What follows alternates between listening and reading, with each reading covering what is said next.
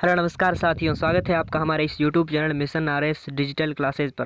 तो कैसे आप सभी? उम्मीद करता हूं कि सभी अच्छे होंगे और निरंतर अपनी पढ़ाई में व्यस्त होंगे। चलिए दोस्तों, शुरुआत करते हैं आज की क्लास की। और इससे पहले एक मोटिवेशन कोड जो आपको ऊर्जावान बनाएगा, आपके चेहरे पर मुस्कान को लेकर आएगा कि ना संघर्ष ना तकलीफ तो खाक मजा है जीने में, बड़े बड़े तूफान थम जाते हैं जब आग लगी हो सीने में। ये मंजिल भी बड़ी जिद्दी होती है दोस्तों, लेकिन इसे क्या पता कि यह लड़ाई हौसलों से होती है मेरे दोस्तों। तो चलिए अब की बार पिता की फिक्र को फ़र्क में बदलते हैं। और आप भी चाहते हो दोस्तों अगर अपने माँ बाप का सपना पूरा करना, तो आइए दोस्तों इस मंजिल को इसकी औकात दिखाते हैं।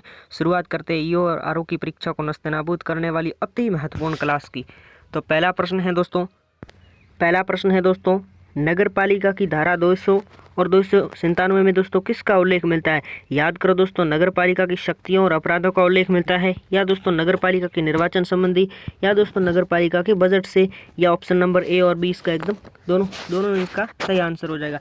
तो ध्यान में रखना दोस्तों, ऑप्शन नंबर ए इसका एकदम करेक्ट आंसर हो जाएगा। और इसे भी छाप के रखना कि नगर पालिका की शक्तियों और अपराधों का संबंध अध्याय 12 से है, इसे भी आपको थोड़ा ध्यान में रखना है। चलिए आगे बढ़ते हैं दोस्तों। अगला प्रश्न है, जल निकास व्यवस्था को दोस्तों ठीक से सुनिश्चित करने का उल्लेख दोस्तों नगर पालिका की किस धारा में दिया गया? याद करो दोस्तों, किस धारा में दिया गया है?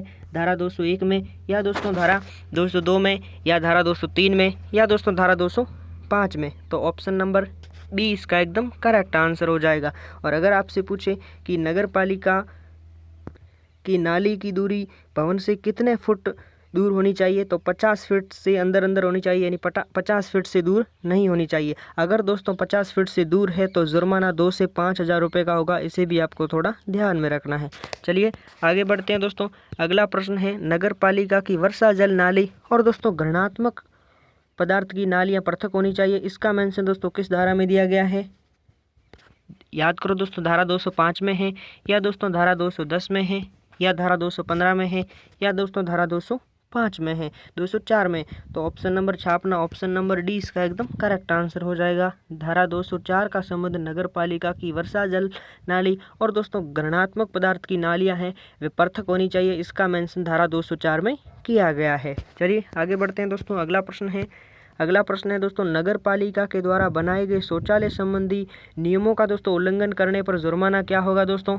2 से 5,000 रुपये का होगा, या दोस्तों 1 से 2,000 रुपये का होगा, या 10 से 15,000 का, या दोस्तों केवल 150 रुपये? तो ऑप्शन नंबर ए इसका एकदम करेक्ट आंसर हो जाएगा। चलिए आगे बढ़ते हैं दोस्तों। अगला प्रश्न है, नगर पालिका कारखानों और दोस्तों स्कूलों व सार्वजनिक स्थानों पर दोस्तों शौचालय निर्माण हेतु पहले दोस्तों एक नोटिस देगी, इसका मेंशन किस धारा में दिया गया है दोस्तों? धारा 211 में दिया गया है, या दोस्तों धारा 209 में, या धारा 231 में, या दोस्तों धारा 205 में? तो ऑप्शन नंबर बी छापना, ऑप्शन नंबर बी इसका एकदम करेक्ट आंसर हो जाएगा। चलिए आगे बढ़ते हैं दोस्तों। अगला प्रश्न है, नगर पालिका की जल प्रदाय से संबंधित शक्ति दोस्तों किस धारा में दी गई है? अति महत्वपूर्ण सवाल है दोस्तों, नगर पालिका की जल प्रदाय से संबंधित शक्ति किस धारा में दी गई है? धारा 216 में दी गई, ऑप्शन नंबर सी इसका एकदम करेक्ट आंसर हो जाएगा। चलिए आगे बढ़ते हैं दोस्तों। अगला प्रश्न है, धारा 232 का संबंध किससे है? प्रतिषेध से, ऑप्शन नंबर ए इसका एकदम करेक्ट आंसर हो जाएगा। ठीक है दोस्तों, फटाफट से कल वाली क्लास का रिवीजन कर लेते हैं दोस्तों। कल वाला प्रश्न है, नगर पालिका की किसी योजना को तैयार करने से पूर्व दोस्तों एक प्रारूप, नगर पालिका का दोस्तों एक प्रारूप तैयार करेगी, इसका मेंशन किस धारा में है? धारा 160, ऑप्शन नंबर ए इसका एकदम करेक्ट आंसर हो जाएगा। अगला प्रश्न है दोस्तों, नगर पालिका से संबंधित धारा कौन सी है? मास्टर विकास योजना निष्पाद है और वार्षिक नगर पालिका कार्य योजना, ऑप्शन नंबर डी इसका एकदम करेक्ट आंसर हो जाएगा। और अगर आपसे पूछे कि मास्टर विकास योजना का कार्यकाल कितना होता है, तो 20 वर्ष का होता है। और अगर आपसे पूछूं कि बताओ निष्पाद योजना का कार्यकाल 5 वर्ष का होता है, और दोस्तों वार्षिक नगर पालिका कार्य योजना का कार्यकाल 1 वर्ष का होता है, इसे भी आपको थोड़ा नोट करना है।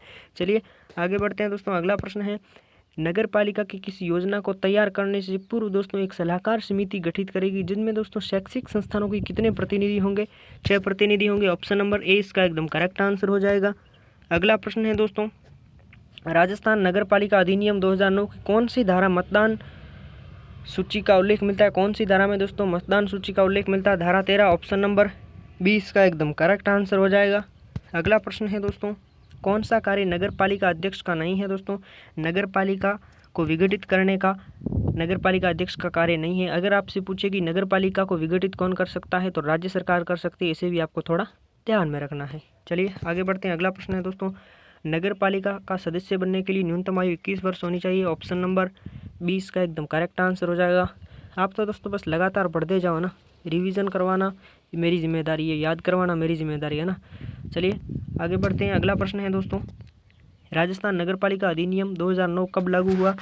तो 11 सितंबर या 14 सितंबर नहीं है, 11 सितंबर 2009 को। ऑप्शन नंबर 20 का एकदम करेक्ट आंसर हो जाएगा। ये दोस्तों कल वाला प्रश्न, राजस्थान नगर पालिका अधिनियम 2009 में कुल कितनी धारा हैं? धारा 344 है। ऑप्शन नंबर ए इसका एकदम करेक्ट आंसर हो जाएगा। और ये हो गया आपका आज का प्रश्न।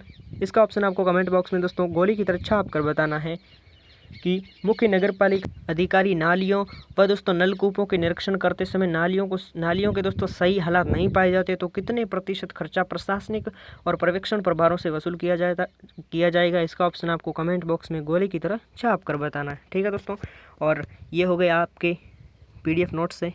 ठीक है दोस्तों, ये थी आज की हमारी क्लास। अगर अच्छी लगी हो तो लाइक कीजिए और चैनल को ज़रूर सब्सक्राइब करें। ठीक है दोस्तों, मिलता हूँ अगली क्लास में। तब तक लगातार पढ़ते रहिए और रिवीजन करते रहिए। रिवीजन के लिए मैंने आपके लिए एक सुविधा कर दी है, बेहतर सुविधा, कि कल वाली क्लास इसमें ऐड कर रहा हूँ और दोस्तों PDF भी डाल रहा हूँ, है ना। अगर आपने टेलीग्राम ज्वाइन नहीं किया है तो वीडियो के डिस्क्रिप्शन में टेलीग्राम का लिंक है, वहाँ से टेलीग्राम से जुड़ जाइए। वहाँ पर मैं इसकी PDF डाल दूँगा इस क्लास की, है ना। ठीक है दोस्तों, मिलता हूँ अगली क्लास में। तब तक के लिए पढ़ते रहिए और ध्यान रखना अपना, खुश रहिएगा, मस्त रहिएगा, सम्मान कीजिएगा अपने माँ बाप का, अपने बड़े बुजुर्गों का। और मतलब शिक्षा ही एक ज़रिया है ना, शिक्षा ही एक ज़रिया तरक्की का। अम्बेडकर जी ने कहा था ना दोस्तों कि शिक्षा वह शेरनी का दूध है जो जितना पिएगा वो उतना दहाड़ेगा। अगर आप भी चाहते हो दोस्तों परीक्षा हॉल में दहाड़ना, तो अभी से लग जाओ बी पार्ट पर, है ना। ठीक है दोस्तों, कमेंट्स आ रहे थे कि सर A पार्ट करवाइए। एक्चुअली में दोस्तों हमने B पार्ट काफ़ी हद तक कर लिया है, तो जल्द ही हम A पार्ट की शुरुआत करेंगे। चिंता मत करो आप, है ना। A पार्ट की आप चिंता मत करो।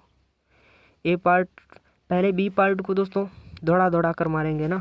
जल्द ही ख़त्म होने वाला हमारा B पार्ट, फिर है जो कि A पार्ट की शुरुआत करेंगे। तब तक के लिए लगातार रिवीजन करते रहिए। एक्चुअली में दोस्तों होता क्या है कि पहले B पार्ट की शुरुआत इसलिए की, B पार्ट में हालांकि नंबर तो कम ही होंगे ना, कम नंबर के ही क्वेश्चंस आएंगे, लेकिन धाराओं को याद करना थोड़ा टफ हो जाता है और इनकी लिए रिवीजन की बहुत अधिक ज़रूरत होती है ना। तो इसलिए B पार्ट पहले कंप्लीट कर लें। और राजस्थान जी की वैसे भी आपने पिछले जितने भी एग्ज़ाम हुए उनके लिए राजस्थान जी की तो पढ़ाई होगा ना, तो पहले B पार्ट पढ़ लें और उसके बाद राजस्थान जीके की शुरुआत करेंगे। तब तक के लिए धन्यवाद और लगातार अपने माँ बाप का सपना पूरा करने में लग जाओ दोस्तों। ठीक है, मिलता हूँ अगली क्लास में। तब तक के लिए लगातार पढ़ते रहिए।